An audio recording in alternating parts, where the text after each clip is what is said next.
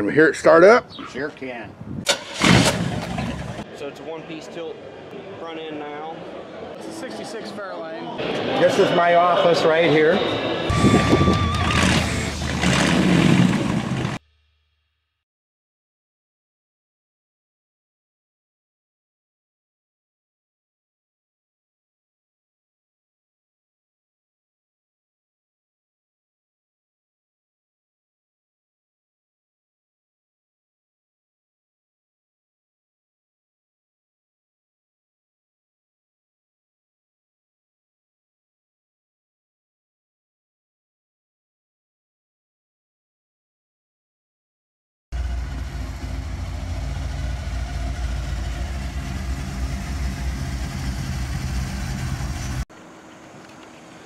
Hi, Randy Bybee, Awesome Cars Forever. Here today with Carey Dalbey, and he's going to tell us about his 64 Tempest. What you're looking at here is my 64 Tempest. This has been a lifelong project. It was actually, I started out with my first car in high school back in '75, and eventually I ended up buying a second car because they didn't make too many reproduction parts. So I bought a second car and actually took the two, tore them completely apart, ended up with one complete car. And I've had the car now for 45 years.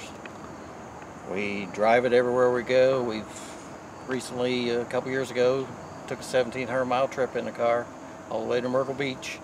Wow. We've been very fortunate over the years.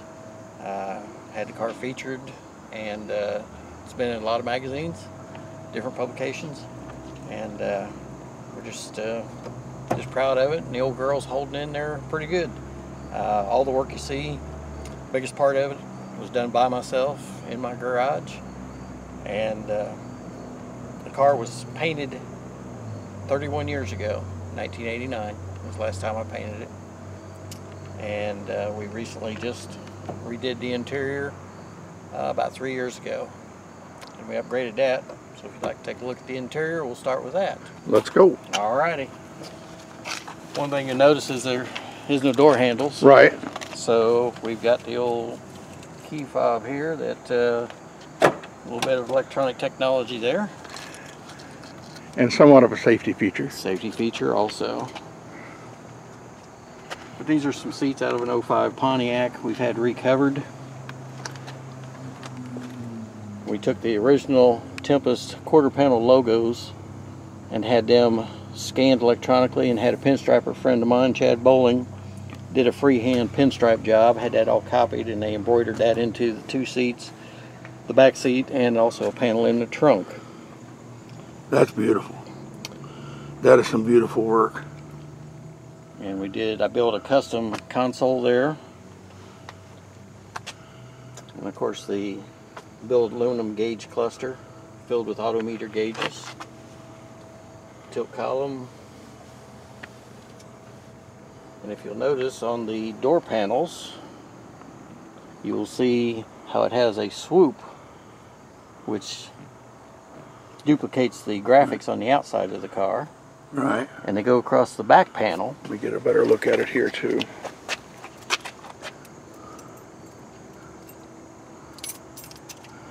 And then it, like say it can, or like you say, it continues on back. Yeah, it continues across the back panel.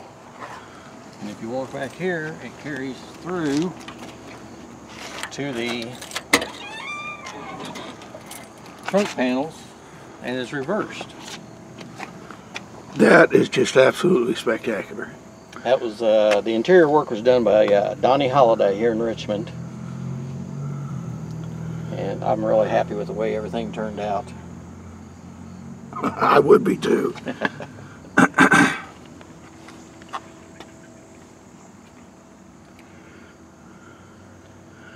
Now I'm assuming, of course, that this right here, yeah, back in the day there would have been a spare there, but you don't. I'm sure you don't carry a spare for those. So. No, there's no need to carry a spare, and very fortunate that I've never had the need for a spare over the years. Yeah. What size are those? The rear tires are Hoosier, 31 inches tall, 18.5 inches wide, on a Krager super slot wheel. That's a 15-inch diameter by 14 inches wide. And the rear end, the whole rear suspension is Alston Chassis Works 4-link with an Alston spring kit. Run a Mosier fabricated sheet metal rear end underneath it with a 411 gear Positrack. And then it runs up through a 200 R4 overdrive transmission, which allows me to run about 75 on the highway at about 2,300 RPM. That's a road car. I mean, which, believe it or not, allows me to get right around 15 miles a gallon, depending on whether we're in the mountains or on the level ground. Front wheels are 15 before, matching Krager Super Slots. And I bought the wheels new in 1986. They only made those wheels from 84 to 87. They was made popular by Bob Glidden, the famous pro stock driver. Right. And they was, at one point they was called a Glidden Special. So, but I did all the chassis work myself and all the paint work myself and all the mechanical work that I possibly could. And there's a lot of handmade pieces on here that that I made, I designed, and I had some help of a good friend of mine named George Dillman that has a sheet metal shop that he wouldn't make it for me, but he made me learn how to do it. and I thank him for that. Yeah. So. Yeah. So I was very fortunate upon that. So, matter of fact, I can show you some of the sheet metal work that's underneath the hood if you care to look at that. Sure. That was going to be my next destination.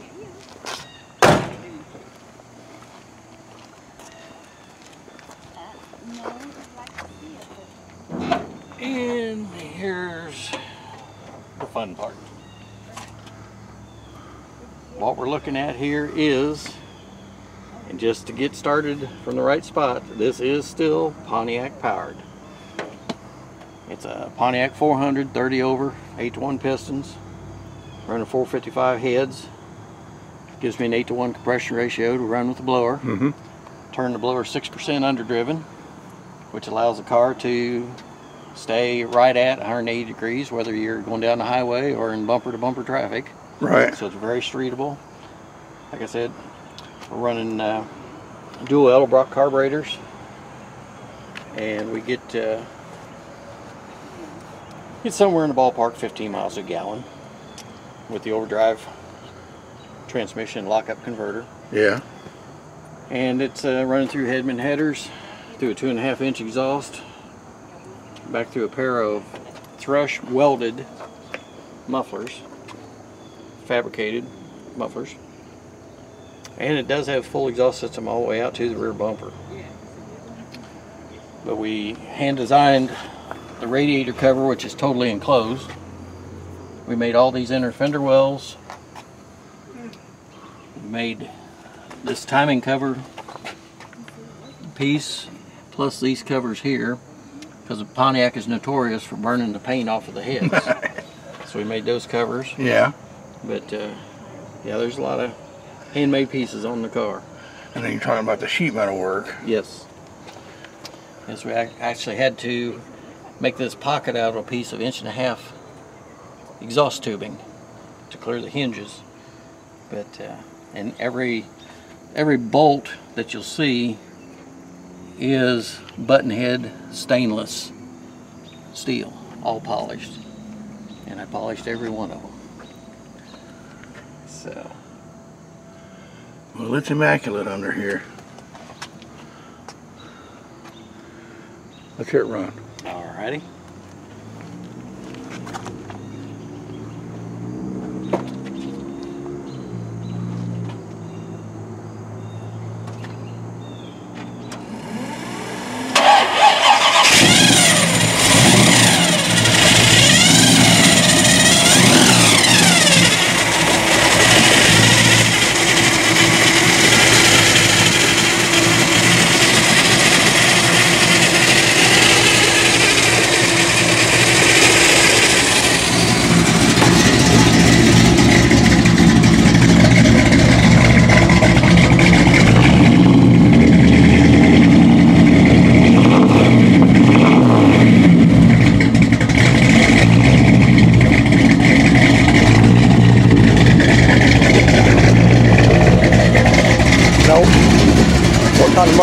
say those are?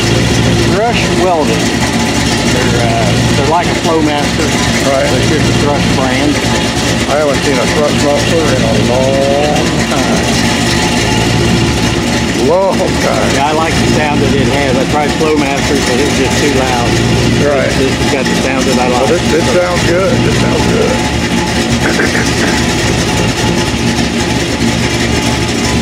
I take it that this was an original design, like you say.